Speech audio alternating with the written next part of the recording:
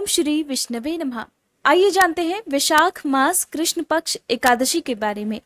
एकादशी का व्रत कब रखा जाएगा, एकादशी और द्वादशी तिथि कब से कब तक रहेगी, व्रत कब रखना चाहिए और कब खोलना चाहिए, साथ ही आप जानेंगे व्रत पारण के शुभ मुहूर्त के बारे में।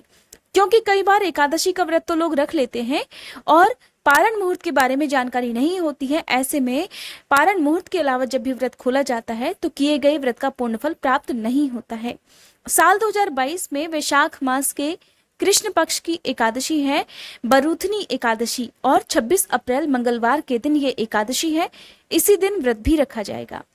एकादशी की तिथि प्रारंभ होगी 26 अप्रैल मंगलवार को तड़के 1:38 AM से, जिसकी समाप्ति होगी 27 अप्रैल बुधवार को 12:48 AM पर।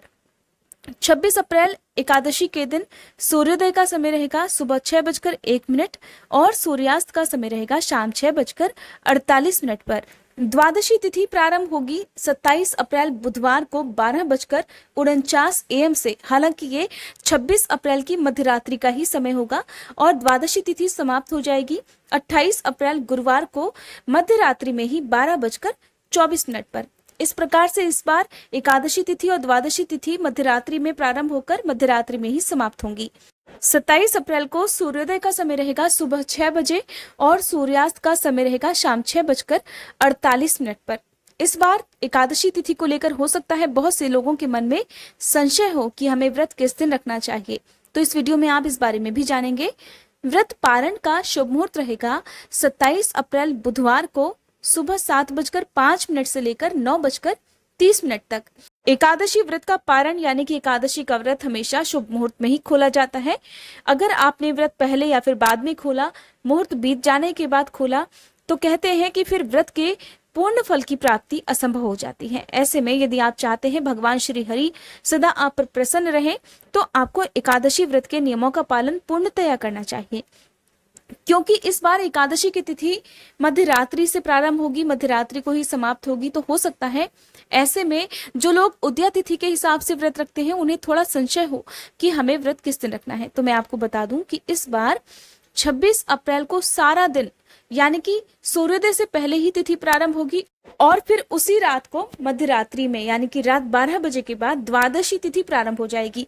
तो ऐसे में यदि आप उदया तिथि का भी व्रत रखना चाहते हो तो आपको 26 अप्रैल के दिन ही व्रत रखना चाहिए। हालांकि जो लोग इस नियम का पालन नहीं करते हैं, क्योंकि कुछ लोग सूर्योदय के बाद से जो तिथि प्रारंभ होती है उसमें व्रत रखना पसंद करते हैं या उसके नियमों का पालन करते हैं, तो हो सकता है बहुत से लोग 27 अप्रैल को भी एकादशी का व्रत रखें। तो देखिए, आपने जिस भी नियम का पालन किया है उसके अनुसार आप व्रत रखें। इस वीडियो में आपको 26 अप्रैल के दिन पड़ने वाली एकादशी के व्रत पारण का ही मुहूर्त बताया गया है। एकादशी के दिन भगवान श्री हरि की पूजा की जाती है। भगवान श्री हरि को पीले फल फूल अर्पित किए जाते हैं, चंदन का तिलक लगाया जाता है और इस दिन भोग में भगवान को तुलसी दल जरूर अर्पित किए जाते हैं।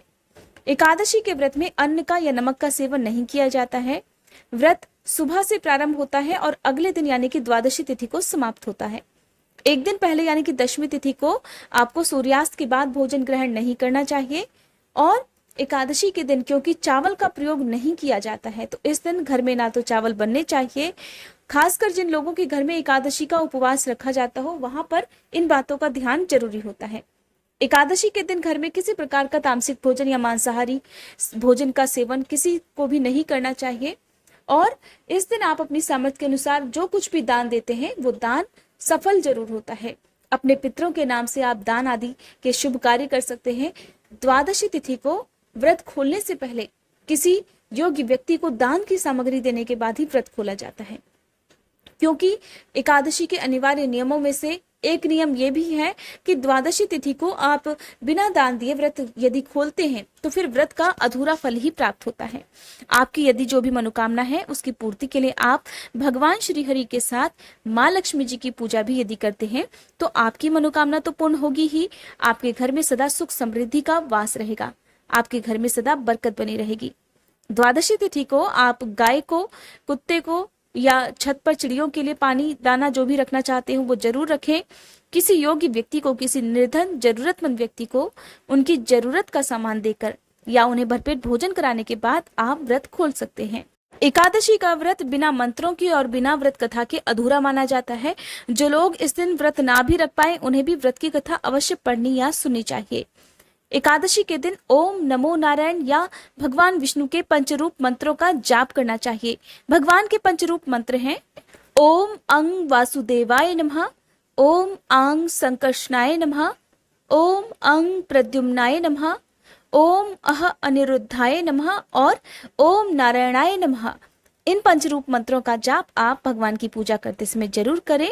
धूप दीपक जलाकर आप विष्णु चालीसा का पाठ करें और विष्णु भगवान की आरती करके अपना व्रत प्रारंभ करें। और शाम के समय जब आप पूजा कर लें तो जो लोग निराहार नहीं रह सकते हैं वो शाम की पूजा के बाद फलाहार ग्रहण कर सकते हैं। भगवान हमेशा अपने भक्तों के भाव के भूखे होते हैं, अभाव नहीं देखते। अगर आपके पास भगवान को अर्पित करने के लिए कोई भी पूजन सामग्री नहीं है, ऐसे में आप उन्हें शांत और शुद्ध मन से श्रद्धा के साथ यदि केवल जल और तुलसी दल भी अर्पित करते हैं तो भगवान उसको बड़ी खुशी खुशी स्वीकार करते हैं। ये थी आज की वीडियो। अगर वीडियो पसंद आई हो तो कमेंट बॉक्स में विष्णु भगवान की जय लिखना मत भूलिएगा।